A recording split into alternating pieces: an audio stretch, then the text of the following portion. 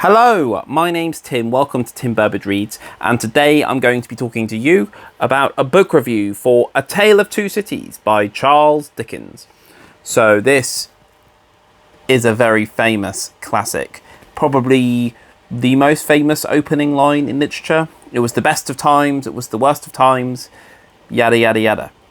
I knew the opening line, but I didn't really know anything about it. So A Tale of Two Cities was written by Charles Dickens in 1859 was when it came out, but it's a historical fiction. It is set in late 18th century, so 1770 something, so 1780 to 1790, that period of time, and it's a tale of two cities, London and Paris. We follow a family, mainly a father and a daughter are the characters which everyone kind of circles around.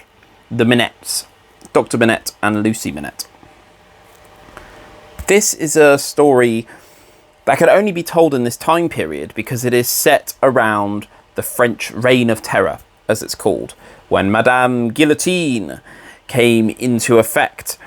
With Dickens, you kind of know what you're going to get quite a lot of the time going into it. Very dense, but also really enjoyable prose and comments on class, right? You know, Oliver Twist, poor boy, rich people, magnates, business people are often not looked on in a good light in Dickens' novels. He was kind of a champion of the underclasses. And this, I found, this had a very interesting look at it, because it starts off, and for those of you who don't know, I didn't know a ton about it. Basically, the Reign of Terror is a French Revolution. They chop off the heads of lots and lots of aristocrats, rich people, and what happens is the revolutionaries kind of get a bit of a bloodlust and then just start chopping everyone's heads off, and everyone's a threat. You know, it becomes real paranoia, and this really looks into that. I say it's a tale of two cities. The majority of the interesting stuff happens in France. Not a ton of interesting stuff happens in London, I don't find. And the second half of the book, when we kind of move basically completely to Paris, it really takes off. Yeah, we follow the doctor, Dr. Minette, and his daughter. Dr. Minette has been in the Bastille. He's been trapped in the Bastille for a long period of time, and he comes out. They're looking for him, and he has a nervous breakdown. And we're talking about mental health in a book written in 1859. It's pretty incredible, and it's not a woman's mental health where she has to swoon and lie on a chaise longue. It's a man's mental health where he has breakdowns, and he has a few of them in the book, which are really interesting. We see with the classes, we see the upper class are horrible, are really, really horrible. And, there's one Monsieur who has 4 people to prepare his cocoa for him. Only 4 people. What is he going to do? And we see them get their comeuppance, which is great. I really enjoyed reading that. But what you see is someone get... I'm not going to spoil who it is. Someone get wrapped up in... from where they're born to who they are, and those are very different people. And case of secret identities and people being judged for the sins of their forefathers, literally.